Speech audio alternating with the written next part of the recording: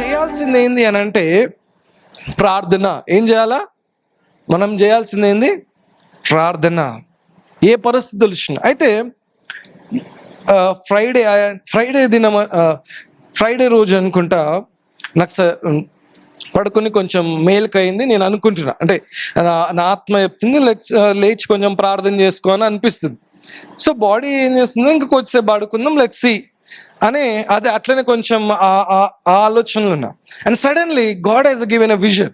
నాకు ఒక విజన్ గా అనిపించింది. ఏంది ఆ విజన్ అని అంటే మొత్తము కొన్ని తాడులతోటి ఒక వ్యక్తిని కట్టేసిన, ఇద్దరు వ్యక్తులను లేకపోతే వ్యక్తులను కట్టేసినట్టు ఉంది కొన్ని తాడులతోటి. సో ఏంది విజన్, ఏంది ఇట్లా వచ్చిందంటే ఇంకా నేను పడుకోలేను, నేను మేల్కొనే ఉన్నా.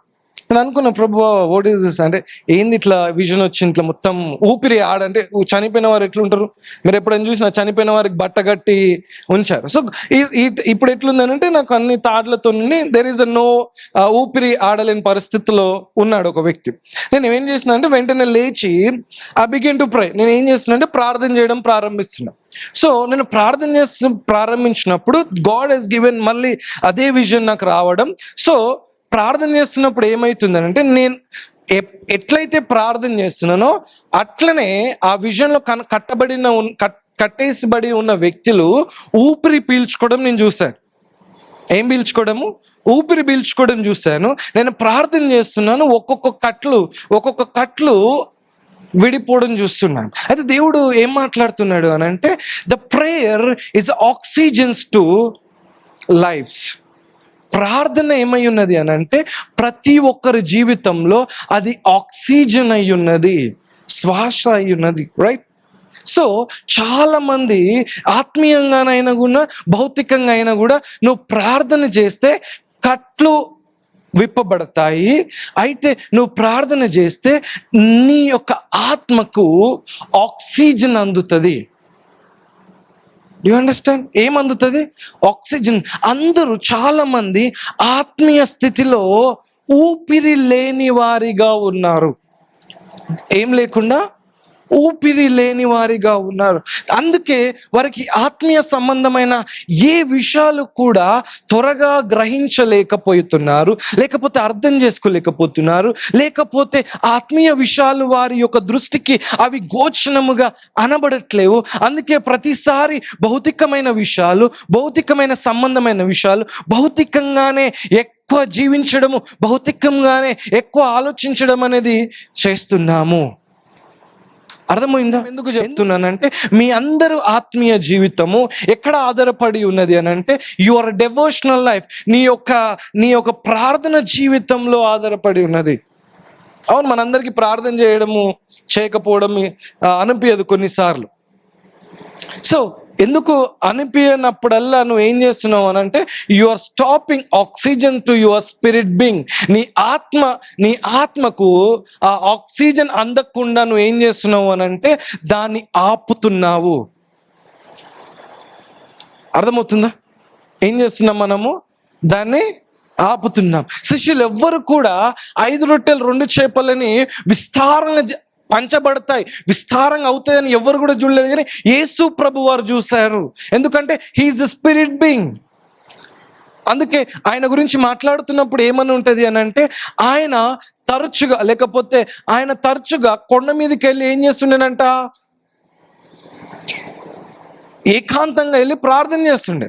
యేసు ప్రభు వారు ప్రార్థన లేని జీవితం గడపలేడు. ఆయన ఎవ్రీడే ఆయన ఉదయమంతా ఆయన పరిచర్య చేసి ఆయన రాత్రి ఆయన ఒంటరిగా వెళ్ళి ఆయన ప్రార్థన చేసేవాడిగా చూస్తూ ఉంటాం, right? Hallelujah. So your prayer life is a oxygen to your spirit life. మీకు అర్థమవుతుందా? నీ ప్రార్థన జీవితము నీ ఆత్మ సంబంధమైన వ్యక్తికి ఏమై ఉన్నది అని అంటే ఆక్సిజన్ అయి ఉన్నది. Are you praying? మీరు ప్రార్థన చేస్తున్నారా? Are you praying? ప్రార్థన చేస్తున్నారా? If you are not praying, your spirit not receiving the oxygen. అవునా? ఏ రీతిగా అయితే ఈ న్యాచురల్ ఈ భౌతికమైన ఈ యొక్క శరీరానికి ఆక్సిజన్ ఎంత ఇంపార్టెంటో అదే రీతిగా ఆత్మ సంబంధమైన వ్యక్తికి కూడా ప్రార్థన అంతే ఇంపార్టెంట్ అయి ఉన్నది. అయితే your prayer will give oxygen to somebody. నీకు అర్థమవుతుందా? నీ ప్రార్థన ఇతరులకు కూడా ఏం చేస్తుందంట? ఆక్సిజన్ ఇస్తుంది. ఏమిస్తుంది? ఆక్సిజన్. Their life. ఎంతమందికి తెలుసు COVID-19లో అంటే కరోనా వైరస్ వచ్చినప్పుడు చాలామంది దేని ద్వారా చనిపోయారు? ఊపిరి ఆడక చనిపోయారు, అవునా? ఆక్సిజన్ సిలిండర్స్ అయితే ఘోరంగా సేల్స్ అయినాయి రెంట్స్కి. అంటే చాలామంది అట్లా వ్యాపారంలో కూడా అమ్మో ఇంక ఎక్కడ లేదు, మెడికల్ ఫీల్డ్లోనే ఉంది, కొన్ని ఆక్సిజన్లు కొని పెట్టుకుందాం అని ఆక్సిజన్స్ని కూడా ఏం చేశారు? వ్యాపారం చేశారు, అవునా కదా? అంటే అంత ఇంపార్టెంట్ ఒక మనిషికి ఆక్సిజన్ అనేది. ఊపిరి అనేది ఆక్సిజన్ రిసీవ్ చేసుకునేది అంత ఇంపార్టెంట్, రైట్? సో ఇప్పుడు ఏమవుతుంది అని అంటే నీ జీవితము, నీ ప్రార్థన జీవితం, నీ ప్రార్థన ఇతరులకు ఏమిస్తుంది? It giving a oxygen. ఆమేన్. ఏమిస్తుంది? ఇతరులకి ఆక్సిజన్ ఇస్తుంది. ప్రతి పరిస్థితిలో నువ్వు బ్రతకాలి అన్నా, ప్రతి పరిస్థితి మీద నీకు విజయం కలగాలి అన్నా, ప్రతి పరిస్థితిని నువ్వు దాటుకొని వెళ్ళాలి అన్నా నువ్వేం చేస్తూ ఉండాలి అంటే ప్రార్థన చేస్తూ ఉండాలా. ప్రార్థన చేయక దేవుని దగ్గర నుంచి సహాయము పొందకుండా మనమందరము ఫ్రస్ట్రేట్ అయ్యి, మనమందరము దేవుని నుంచి దూరం పరిగెత్తి ఏమవుతుంది అంటే మన జీవితాలని మనము నష్టంలోకి నడిపిస్తున్నాం. మన జీవితంలో దేవుడు మాట్లాడుతున్నవి అర్థం చేసుకోకుండా మనమందరం ఏమవుతున్నాం? చాలా మంది ఏమవుతున్నారు అని అంటే నశించిపోతున్నారు.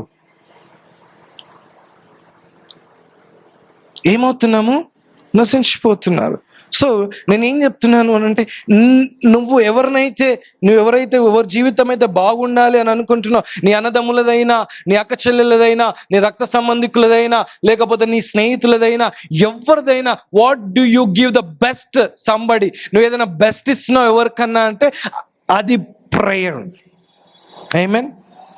ఎందుకు ప్రార్థన చేయమన్నా అంటున్నంటే దేవుడి తప్ప ఎవ్వరు బెస్ట్ ఇవ్వలేరు లైఫ్లో. మీకు అర్థం చేసుకోండి, దేవుడు తప్ప ఎవరు బెస్ట్ ఇవ్వలేరు.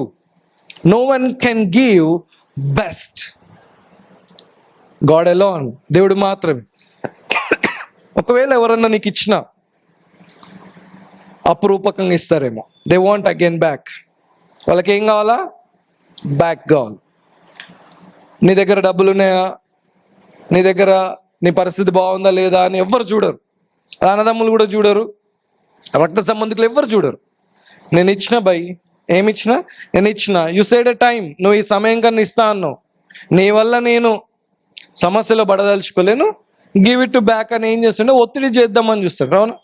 సో ఎప్పుడైతే దేవుడి దగ్గర నుంచి మనం పొందుకుంటామో మనము దీవించబడుతూ ఉంటాం. ఆమేన్. హల్లెలూయా. ఎప్పుడైతే గాడ్ ఏదైనా ఇచ్చింది అనుకోండి, అది ఎట్లుంటుంది అని అంటే కొదవ లేకుండా ఉంటుంది. ఆమేన్. మనం ఏం కోరుకోవాలా? దేవుడు ఇచ్చేది కోరుకోవాలా. హల్లెలూయా. ఎవరిచ్చేది కోరుకోవాలా? దేవుడు ఇచ్చేది మనం కోరుకోవాలి. ఆమేన్. హల్లెలూయా. So your prayer is a oxygen to you and చెప్దాం టు యూ అండ్ చెప్పండి. ఇప్పుడే చెప్పిన your prayer is a oxygen to you and somebody. అవునా? ఇతరులు కూడా, whatever it's your friends, అది ఎవరైనప్పటికీ కూడా, అది నీ స్నేహితులైనా, వాళ్ళు నీ బంధుమిత్రులైనా, ఎవరైనప్పటికీ కూడా ఏమై ఉన్నది? ఆక్సిజన్. చెప్దాం, యువర్ ప్రేయర్ ఏమై ఉన్నది? What is your prayer? How you are seeing your prayer? నీ ప్రార్థన ఎట్లా చూస్తున్నావు? Why do we pray? ఎందుకు మనం ప్రార్థన చేయాలా? చెప్దాం ఎవరైనా. ఎందుకు మనం ప్రార్థన చేయాలా? ఎందుకు అని అంటే ప్రతి సహాయము దేవుని దగ్గర నుంచే రావాలా. ఆమేన్. ఎక్కడి నుంచి రావాలా? ప్రతి సహాయము దేవుని యొద్ద నుంచి రావాలా. Prayer connects to God. ప్రార్థన ఏం చేస్తుంది? దేవుడిని కనెక్ట్ చేస్తుంది. అంటే ప్రార్థన చేయడం అంటే ఏంది? You have to pray and ask God what ever you want. ఏదైతే నువ్వు కావాలి అని అనుకుంటున్నావో అది దేవుడిని అడగడము ప్రారంభించాలా. ఆమేన్. ఏం చేస్తుండాలా? అడగడము ప్రారంభించాలా. You have to ask God. ఏం చేయాలా? మనము దేవుడిని అడగాల. ఏం చేయాలా? దేవుడిని అడగాల. చెప్దామా, అందరం చెప్దామా? ఏం చేయాలా? దేవుడిని అడగాల. Prayer unlocks physical bondages and spiritual bondages. ఏం చేస్తుంది అని అంటే, ప్రార్థన భౌతికమైన బంధకములను, ఆత్మ సంబంధమైన బంధకములను కూడా విడిపిస్తుంది. మీరు అనుకోవచ్చు, భౌతికమైన బంధకం ఏంది, ఆత్మీయమైన బంధకం ఏంది అని అనుకోవచ్చు. రెండు రకాలమైన బంధకాలు ఉంటాయి. ఆత్మ సంబంధమైన బంధకము మన కంటికి కనబడకపోయినా మనం ఏమవుతామంటే దినదినానికి ఆత్మీయంగా ఎదగకుండా మనం ఆగిపోతాం. Will stop. అందుకే మనం ఏం చేస్తుంటామంటే, మనం ప్రార్థన చేయము. అంటే చాలామంది, అంటే ఆత్మ సంబంధమైన బంధకంలో ఉన్నవారు ప్రార్థన చేయరు, ఆరాధించరు, సంఘానికి రావాలని ఇంట్రెస్ట్ ఉండదు, అంటే చర్చ్కి రావాలని ఇంట్రెస్ట్ ఉండదు. అదే పీపుల్ అట్లుంటారు. ఇప్పుడు భౌతికమైన బంధకం ఎటువంటిదంటే, ఎన్ని ప్రయత్నించినా, అంటే ఏం చేసినా కూడా ఎదగలేని పరిస్థితులు, వాట్ ఎవర్, అది మన జీవితంలో ఎదుగుదలకు తీసుకుపోదు. ఎన్ని చేసినా, ఏది చేసినా, ఏ ప్రయత్నం చేసినా కూడా అది వర్కౌట్. సో ఫిజికల్ బాండేజెస్ ఎట్లుంటాయి అని అంటే, ఏమి చేసినా కూడా వర్ధలింపు రాదు. అందుకే నువ్వేం చేయాలా? ప్రార్థన చేయాలా. ఆమేన్. ఎందుకు ప్రార్థన చేయాలంటే, యూ హ్యావ్ టు నీ యొక్క ప్లాన్స్ దేవుడికి అప్పచెప్పాలా. ఆమేన్. ఏం చెప్పాలా? Your plans have to say to God. సామెతలు 16:3 చదువుదాం. నీ పనుల భారము యెహోవా మీద నుంచుము, అప్పుడు నీ ఉద్దేశములు సఫలమగును. నీ పనుల భారం యెహోవా మీద ఉంచుము, అప్పుడు నీ యొక్క ఉద్దేశములు సఫలమవుతాయని అంటున్నాడు. ఎప్పుడు ఎక్కడ నీ పనులు దేవుడికి అప్పచెప్తావు, దేవుడి మీద భారం, ఇట్స్ ఓన్లీ ఇన్ ప్రేయర్. ఎక్కడ అప్పచెప్తావు? ప్రార్థనలనే అప్పచెప్తావు. అవునా? Submit your plans to God and he will prevail your plans అని అంటాడు. ఆర్ ఎస్టాబ్లిష్ యువర్ ప్లాన్స్ అని అంటాడు. నీ యొక్క ప్రణాళికని ఎస్టాబ్లిష్ చేస్తాడంట, అది ఉంచుతాడంట, లేకపోతే నీ ప్రణాళికను వర్ధిలింపజేస్తాడు. What is your plans?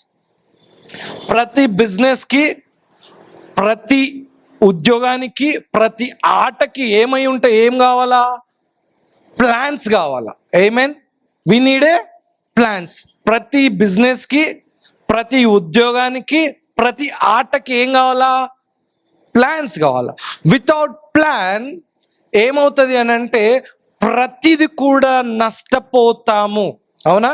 ఇప్పుడు ఇక్కడ ఏమంటున్నాడు జ్ఞాని అయిన సొలొమోను? ఏమంటున్నాడు అంటే, నీ పనుల భారము యెహోవా మీద మోపుము, నీ యొక్క ఉద్దేశం, లేకపోతే నీ యొక్క ప్రణాళికలు ఎప్పుడు నీ ప్రణాళికలు వర్ధిలింపబడతాయి, ఎప్పుడు నీ ప్రణాళికలు సఫలమవుతాయి అని అంటే, ఎప్పుడైతే ప్రార్థనలో కూర్చొని నీ ప్లాన్స్, నీ పనులు, నువ్వు చేయబోతున్న ప్రతిది కూడా, నీకు కావాల్సిన ప్రతి సహాయము కూడా దేవుడికి అప్పచెప్పినప్పుడు, దేవుడు ఏం చేస్తాడంటే నీ ప్రణాళికలు వర్ధిలింపజేస్తాడు. ఎట్లయితే ప్లాన్స్ వేసుకున్నావో అట్లనే దేవుడు దాన్ని వర్ధిలింప చేస్తాడు, సఫలపరుస్తాడు. మనం అనుకోవచ్చు, అయ్యో నేను వేసుకుంటున్న ప్రతి ప్లాన్ ఫెయిల్ అవుతుంది అనుకోవచ్చు. God not against your plan. నీ యొక్క ప్రణాళికలకి ఆయన ఎప్పుడు ఆటంకము కాదు. గాడ్ విల్, దేవుని యొక్క చిత్తం ఏమై ఉన్నది అంటే, నువ్వు అన్ని విషయాల్లో వర్ధిల్లాలి అని చిత్తము. అవునా? అన్ని విషయాల్లో. Business it's not bad. వ్యాపారం అనేది అది చెడుది కాదు. ఉద్యోగం అనేది అది కూడా మంచిదే.